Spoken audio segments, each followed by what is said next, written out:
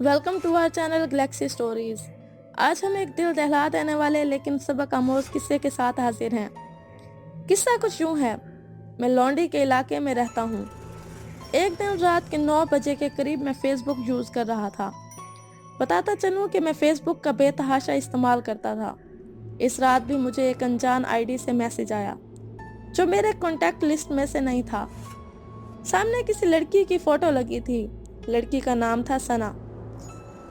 जब मैंने वो फ़ोटो देखी और देखा कि मुझे एक लड़की मैसेज कर रही है तो जाहिर है मैं एक लड़का हूँ। मैंने भी रिस्पॉन्स दिया। हाय हेलो से बात बढ़ी तो काफ़ी लंबी बात होने लगी।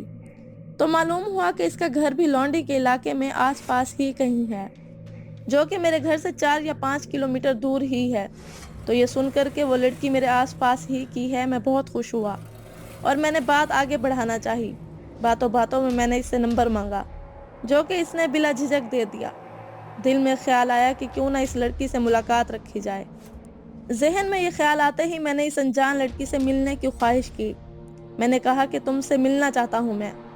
थोड़े वक्फे के बाद फिर इस अनजान लड़की का मैसेज आया कि मैं अभी तुमसे मिलना चाहती हूँ। इस वक्त 10:30 बज चुके थे।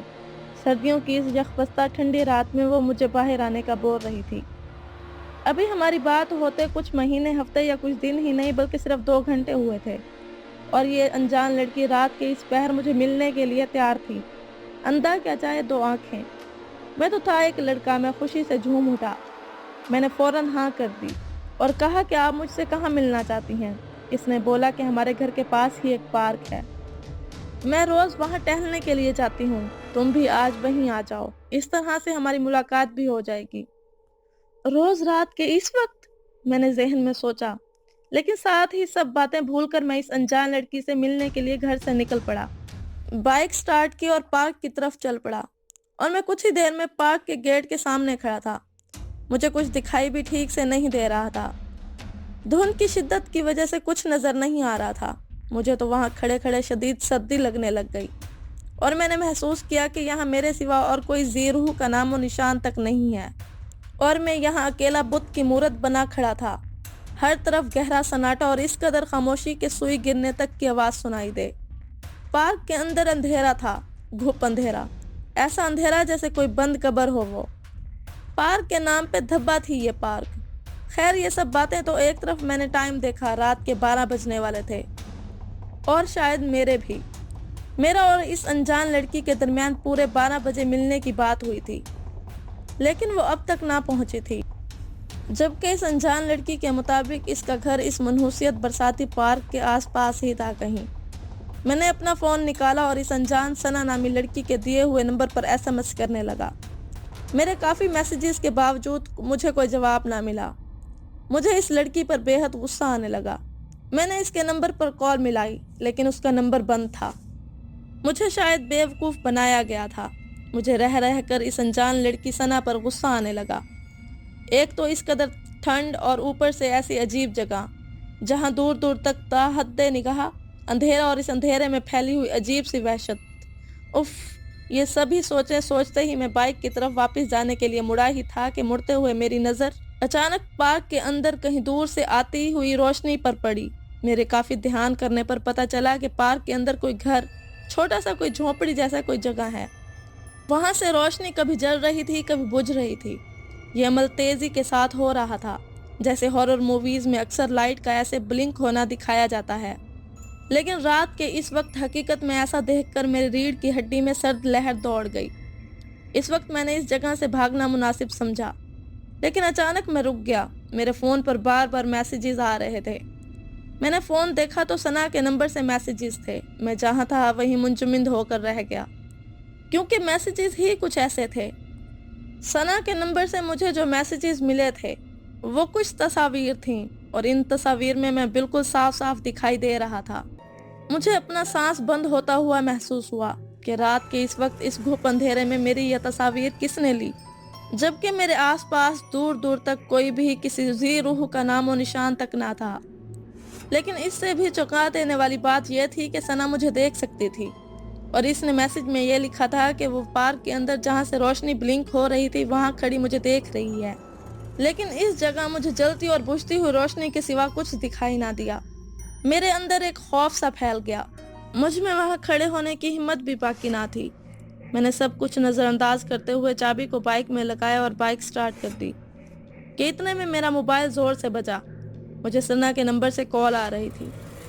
میں نے نہ چاہتے ہوئے بھی کال اٹھائی اور فون کو اپنے کان سے لگایا۔ مجھے ایک لڑکی کی آواز سنائی دی جو انتہائی روتے ہوئے کہہ رہی تھی، میری مدد کرو پلیز، پلیز میری مدد کرو پلیز، مجھے اس سنسان جگہ پہ اکیلے تنہا کو چھوڑ کر مت جاؤ، میں یہاں پارک کے اندر پھنس گئی ہوں، پلیز مجھے یہاں سے نکالو۔ میرا دماغ سائیں سائیں ہونے لگا، اس کی روتی ہوئی آواز میرے کانوں میں گونجنے لگی۔ ایک طرف میرے دماغ میں اٹھتے ہوئے ہزاروں سوالات اور ایک طرف انسانیت، لیکن رات کے اس وقت مجھے اس منحوس پارک کے اندر جانا سہانے روح لگ رہا تھا۔ میں گھر واپس جانے کا عہد کر چکا تھا۔ اچانک مجھے ایک لڑکی کی دردناک چیخ سنائی دی۔ اب میں نے ساری باتوں کو نظر انداز کر دیا اور سوچا کہ شاید یہ لڑکی میری وجہ سے مصیبت میں ہے۔ میں یہ سوچ کر پارک کے گیٹ کی طرف چل دیا۔ پارک کا گیٹ کھلا تھا۔ میں گیٹ سے اندر داخل ہوا اور اس لڑکی کو آواز دینے لگا، لیکن اس قدر اندھیرے میں مجھے کچھ دکھائی نہیں دے رہا تھا۔ میں نے اپنا فون نکالا اور اس کی ٹارچ آن کی، لیکن اس کی روشنی بھی بہت مدھم تھی۔ میں گرتے پڑتے آخر اس جگہ پہنچ گیا جہاں پارک کے باہر کھڑے ہو کر مجھے وہ جھونپڑی نما عمارت نظر آ رہی تھی، لیکن جہاں جلتی بجھتی روشنی نظر آ رہی تھی اب وہاں مکمل طور پر اندھیرا تھا اور اس قدر خاموشی تھی جیسے یہاں پہ کوئی ہو ہی نہ۔ میں آنکھیں پھاڑے اس جگہ کو غور سے دیکھ رہا تھا کہ اچانک وہاں روشنی پھیل گئی۔ میں اس قدر ڈرا کہ سردی کے اس موسم میں بھی میرے ماتھے پر پسینے کی کچھ بوندیں نمودار ہو گئیں۔ میرا دل اس وقت انتہائی تیزی کے ساتھ دھڑک رہا تھا کہ اچانک جو میں نے دیکھا وہ کسی بھی انسان کو ہارٹ اٹیک دلانے کے لیے کافی تھا۔ اس بوسیدہ عمارت کے عقب سے ایک چہرہ نمودار ہوا تھا اور وہ ایک پورا سر تھا۔ اس کے نیچے کچھ بھی نہیں تھا، کوئی جسم نہیں تھا، کوئی دھڑ نہیں تھا، نہ کوئی پاؤں نہ کوئی ہاتھ، صرف سر ہوا میں تیر رہا تھا۔ یہ سارا منظر رات کے اس پہر دیکھ کر میرے اوسان خطا ہو گئے، میرے پیروں تلے سے زمین نکل گئی۔ میں نے اپنے خواب میں بھی کبھی ایسا منظر دیکھنے کا تصور نہیں کیا تھا۔ میں نہیں جانتا تھا کہ اب تک میں وہاں کیوں، کیسے اور کس طرح سے کھڑا تھا۔ اس وقت جو میری حالت تھی آپ لوگ سوچ بھی نہیں سکتے۔ بغیر دھڑ کے سر کو ہوا میں اڑتا ہوا دیکھنا، اف خدایا! مجھے ایسا لگ رہا تھا جیسے میرے ارد گرد ساری دنیا گھوم رہی ہے۔ میں جہاں تھا وہیں کھڑا رہا کیونکہ مجھے اس وقت ایسے لگ رہا تھا جیسے میرے پاؤں حرکت نہیں کر رہے، بالکل بے جان ہو گئے ہیں۔ ان میں بھاگنے کی کیا چلنے کی بھی صلاحیت نہ رہی ہو جیسے۔ وہ ہوا میں اڑتا ہوا سر باقاعدہ میری طرف بڑھنے لگا۔ ہوا میں تیرتا ہوا وہ سر میری طرف ہی آ رہا تھا۔ وہ چہرہ کسی عورت کا تھا، کسی نہایت ہی بھیانک عورت کا چہرہ تھا۔ اگر میں اس کا چہرہ بیان کرنا بھی چاہوں تو میرے پاس الفاظ نہیں ہیں، وہ اس قدر بھیانک چہرہ تھا۔ وہ ہوا میں اڑتا ہوا سر جیسے جیسے میری طرف بڑھ رہا تھا مجھے اپنا سانس بند ہوتا ہوا محسوس ہو رہا تھا اور اپنے واپس جانے کی امید بالکل ختم ہو گئی تھی۔ میرے ہوش اڑے ہوئے تھے۔ مجھے ابھی تک سمجھ نہیں آ رہا تھا کہ میرے ساتھ ہو کیا رہا ہے۔ کیا میں ایک ڈراؤنا خواب دیکھ رہا ہوں؟ میں آنکھیں پھاڑے اس سر کو اپنی طرف بڑھتے دیکھ رہا تھا۔ جب میں نے محسوس کیا کہ اس سر کا اور میرے درمیان فاصلہ کم رہ گیا تب جا کر مجھے ہوش آیا۔ میں نے اپنے اندر بھاگنے کی طاقت کو جمع کیا اور پیچھے مڑ کر آؤ دیکھا نہ تاؤ اور پاگلوں کی طرح پارک کے گیٹ کی طرف بے تحاشا بھاگنا شروع کر دیا۔ میں بھاگتا ہی چلا جا رہا تھا۔ میرے لیے اس جگہ ایک پل بھی سانس لینا مشکل تھا۔ میں اس قدر تیزی سے بھاگ رہا تھا کہ پسینے سے شرابور ہو گیا تھا اور میری ٹانگیں بے جان ہونے لگی، لیکن میں نے ہمت نہیں ہاری۔ بھاگتا رہا، لیکن اچانک مجھے احساس ہوا کہ اس قدر تیز بھاگنے کے باوجود پارک کا گیٹ بہت دور دکھائی دے رہا تھا۔ حالانکہ جب میں پہلے نارمل سپیڈ میں آیا تھا تو اس آسیب زدہ عمارت کے پاس پہنچنے میں بہت کم وقت لگا تھا۔ میں نے بھاگتے ہوئے پیچھے مڑ کر دیکھا کہ کہیں وہ سر کٹی بھیانک عورت میرا پیچھا تو نہیں کر رہی، لیکن میرے پیچھے گھپ اندھیرے کے سوا کچھ نہیں تھا۔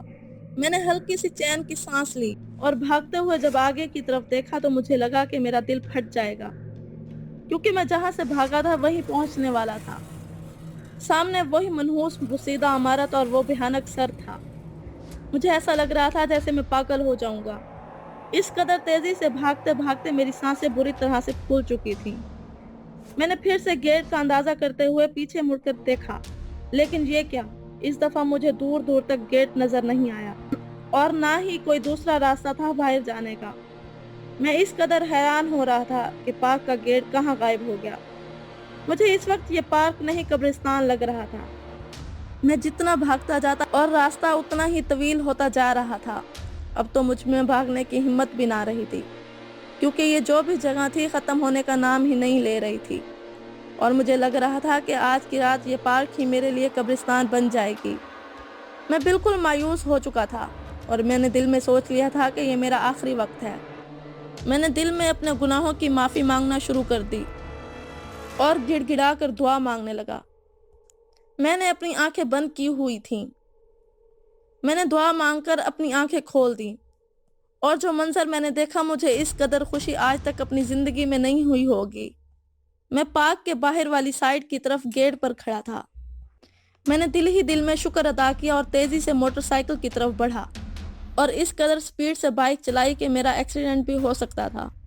لیکن اس وقت کچھ دیر پہلے جو میرے ساتھ ہوا تھا، اس ایکسیڈنٹ سے برا پوری دنیا میں اور کوئی دوسرا ایکسیڈنٹ نہیں ہوا ہوگا۔ کچھ دیر بعد میں اپنے گھر کے سامنے کھڑا تھا۔ میں اس قدر ڈرا ہوا تھا کہ گھر کے اندر جانے کی ہمت نہیں ہو رہی تھی۔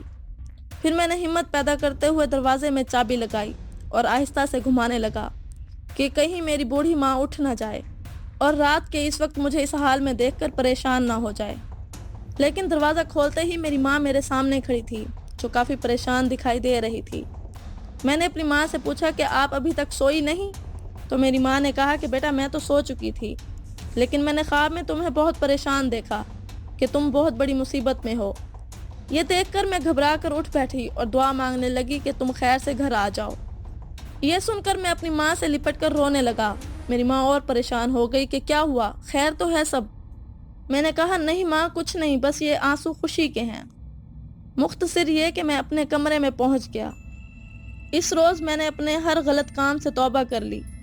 مجھے ابھی تک یقین نہیں ہو رہا تھا کہ میں اس جگہ سے بچ کر اپنے گھر صحیح سلامت واپس آ گیا۔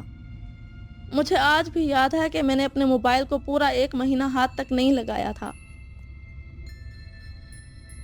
اگر آپ کے پاس بھی اچھی خوفناک کہانیاں ہیں اور آپ انہیں سب لوگوں تک پہنچانا چاہتے ہیں تو ہمیں ہمارے جی میل یا واٹس ایپ نمبر پر اپنی کہانی بھیجیں، اور ہم سب لوگوں کو آپ کی بھیجی گئی کہانی سنائیں گے آپ کے نام کے ساتھ۔